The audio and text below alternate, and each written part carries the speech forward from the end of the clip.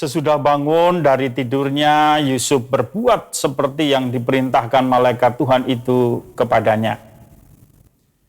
Saudara-saudari yang terkasih di dalam Tuhan, hari ini gereja merayakan hari raya Santo Yusuf, suami Maria. Oleh Paus Pius ke-9, Santo Yusuf ini dijadikan pelindung gereja Katolik. Mengenang 100 tahun dimaklumkannya Santo Yusuf sebagai pelindung gereja ini, Bapak Paus Fransiskus menulis surat apostolik yang berjudul Patris Corde, dengan hati Bapa. Dalam surat itu mau digambarkan juga bahwa Santo Yusuf menghadirkan sungguh hati Bapa yang berbelas kasih, hati Bapa yang menjaga, melindungi, mendampingi, menyertai gerejanya, kita semua di dalam peziarah hidup kita. Dalam mengenang ini, mari kita juga belajar dari keutamaan-keutamaan Santo Yusuf. Ada beberapa keutamaan yang kita bisa pelajari dan bisa kita teladani, bisa kita hayati dalam hidup kita. Yang pertama adalah ketersembunyiannya. Kita seringkali dalam melakukan segala sesuatu ingin menonjolkan diri, ingin diperhatikan, ingin lebih baik, ingin diakui, ya, ingin dihargai dan lain sebagainya. Kita belajar dari Santo Yusuf, di mana di dalam kitab suci sama sekali tidak banyak ditulis, bahkan tidak ada kata-kata yang keluar dari mulutnya kalau kita membaca kitab suci. Itu berarti bahwa walaupun seolah-olah tidak kelihatan, walaupun seolah-olah tidak penting, tetapi Santo Yusuf menjalankan tugas panggilannya di dalam ketersembunyiannya. Ya, tidak dilihat oleh orang, tidak dipandang oleh orang. Ya. Karena itu Paus Fransiskus dalam surat apostoliknya tadi mengatakan demikian, setiap orang dapat menemukan dalam diri Santo Yusuf laki-laki yang tidak diperhatikan, laki-laki dalam kehadiran sehari-hari bijak dan tersembunyi, seorang perantara, seorang pendukung, dan seorang pembimbing pada saat-saat sulit. Santo Yusuf mengingatkan kita bahwa yang tampaknya tersembunyi atau di barisan kedua memiliki peran tak tertandingi dalam sejarah keselamatan. Kata pengakuan dan penghargaan ditujukan kepada mereka semua. Nah, saudara-saudari yang terkasih, pekerjaan yang tersembunyi ini ya seperti Bapak Ibu lihat, Bapak Ibu melihat saya, tapi tidak tahu bahwa di depan saya ini yang pegang kamera Mas Andris, atau mungkin yang lain dan lain sebagainya. Ya, itu semua ada yang tersembunyi, yang tidak kelihatan. Kita suka yang melihat yang kelihatan, tidak memperhatikan yang tersembunyi.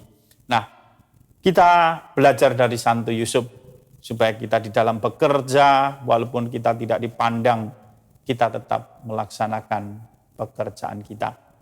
Kedua, kita bisa belajar tentang ketulusan hati.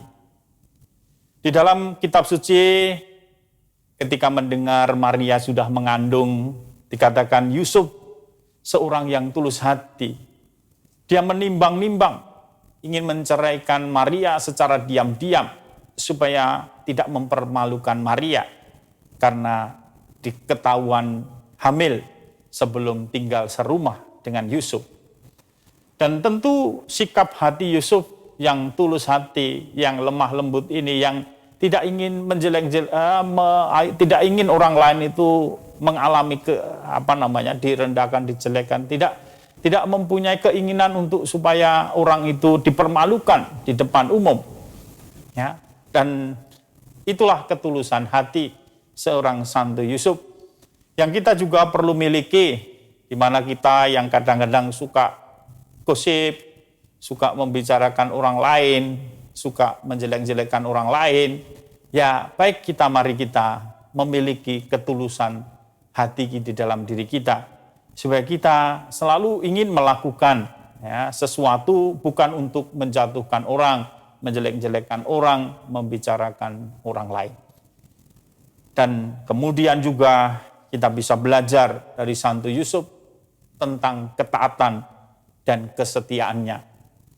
Dikatakan dalam Injil bahwa ketika dia sedang menimbang-nimbang itu dan dia ingin memutuskan menceraikan Maria, dia didatangi oleh Tuhan melalui malaikat dalam mimpinya bahwa engkau harus mengambil Maria.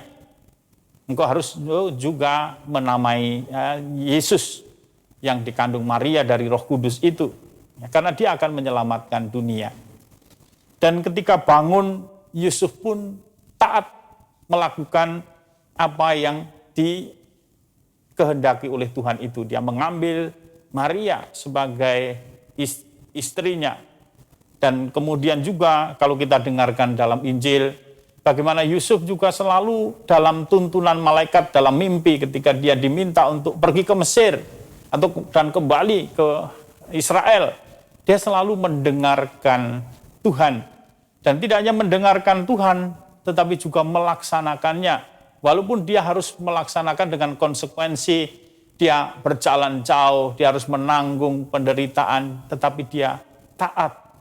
Dan itu juga yang kemudian dilakukan oleh Yesus. Mungkin juga Yesus belajar dari Yusuf. Dia dikatakan di dalam surat Rasul Paulus bahwa Yesus pun juga belajar menjadi taat.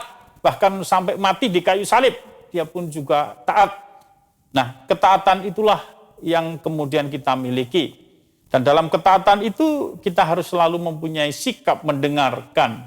Karena ketaatan, obedience, itu dalam bahasa Latin dari bahasa audire. Jadi kemudian dari mendengarkan sungguh-sungguh kehendak Tuhan dan mau melaksanakannya di dalam hidupnya. Tidak hanya itu, Santo Yusuf pun juga melaksanakan kewajiban-kewajiban keagamaannya, ya, menyunatkan Yesus, mempersembahkan Yesus, bait Allah, dan kemudian setiap tahun dia pergi ke Yerusalem untuk melakukan upacara Paskah, di mana kita dalam kitab suci dikatakan bahwa Yesus tertinggal di situ. Nah, tetapi disitulah Yusuf menghadirkan pribadi yang taat dan pribadi yang setia mendampingi Maria dan Yesus di dalam hidupnya.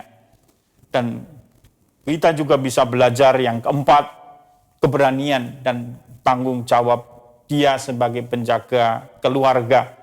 Tentu sulit mengalami pengungsian ke Mesir. Nah, tetapi dalam kesulitan itu dia punya keberanian. Keberanian untuk tetap menjaga keluarga Maria dan Yusuf. Dan juga melayani Maria dan Yusuf sebagai anggota keluarga. Disitulah kita belajar juga sebagai orang beriman. Kita mungkin sebagai bapak, sebagai ibu, sebagai orang tua, kita juga bertanggung jawab terhadap keluarga kita, menjaganya sebagaimana Yusuf menjaga, memelihara, melindungi, dan melayani keluarga di Nazaret. Dan kemudian yang kelima, kita bisa belajar tentang kesederhanaannya. Kita tahu mereka orang-orang yang sederhana.